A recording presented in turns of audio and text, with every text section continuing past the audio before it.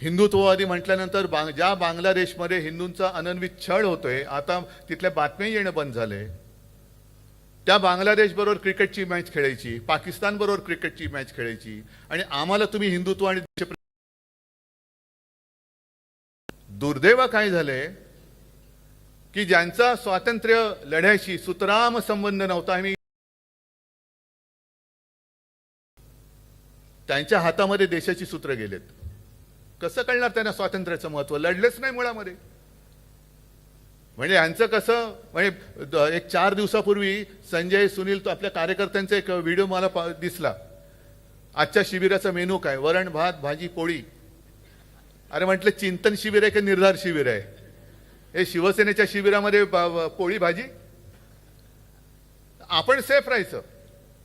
म्हणजे पु ल देशपांडेंनी जे काही लिहून ठेवलंय त्याच्यात एक मी वाचला तर पूर्ण काय आठवत नाही, पण त्यांनी असं सांगितलं की पूर्वीची जी काय मुंबई होती, पु ल मला वाटतं पार्ल्याला राहायचे, आणि पार्ल्याच्या त्यावेळेच्या गल्ल्या बैठे काही बंगले, आणि कदाचित ते 62 सालचं वगैरे असेल युद्ध सुरू होतं, आणि पुलंनी असं लिहिलंय की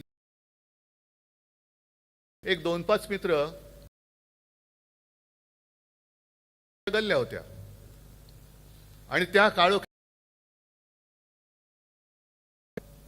बघितलं इकडे इकडे कोणच नाही. मग पुढचा प्रश्न आला, शत्रू की मित्र? आणि सांगितलं शत्रू. मग पुढचा आला एक 2 सेकंदांनी, ठीक आहे मग जा. तर म्हणाल ते कोण होते?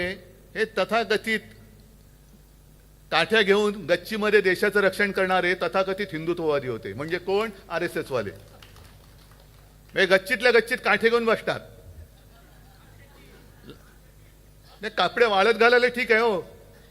पाकिस्तान बरोबर युद्ध करताना स्वतःच्या गच्चीतनं लाठ्या काठ्या घेऊन देशाचं रक्षण आणि देशप्रेम शिकवणारी ही लोक आज देश चालवत आहेत.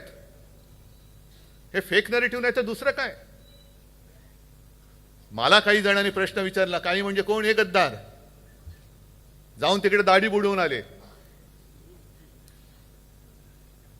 आणि म्हणे उद्धव ठाकरे गेले नाहीत. अरे मी ठरवलं होतं, कारण काय बाकीचं सगळं ठीक आहे, पण आम्ही मोहनराव भागवतांचे फॉलोअर आहोत ना रे. आणि आपण ठरवलं होतं की नाही? मी तुम्हाला सांगितलं होतं की नाही की मोहन भागवत गेले रे गेले की आपण त्यांच्या पाठोपाठ जाऊन ते मारतील तिथे डुबकी मारायची.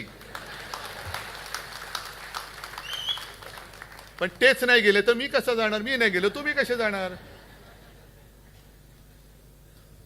स्वतः लोका सांगे ब्रह्मज्ञान, स्वतः कोरडे पाषाण, हे ठणठणीत, आणि लोकांना सांगते डुबक्या मारा. हे असं यांचं सगळं भाकड तत्वज्ञान आहे. ज्याप्रमाणे यांचा स्वातंत्र्य लढ्याशी, देशाच्या स्वातंत्र्य लढ्याशी काही संबंध नव्हता, तसाच यांचा संयुक्त महाराष्ट्राच्या लढ्याशी सुद्धा सुतराम संबंध नव्हता. आणि ही गोष्ट 400-500 वर्षापूर्वीची नाही, आत्ताच्या 60-65 वर्षापूर्वीची आहे. जे परवा येऊन गेले ना इकडे, अनाजी पंत जोशी घाटकोपरमध्ये बडबडून गेले की घाटकोपरची भाषा ही गुजराती आहे.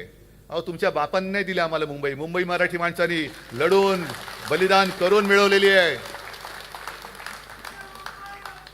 त्याच्यामुळे आम्हाला शिकवायला जाऊ नका.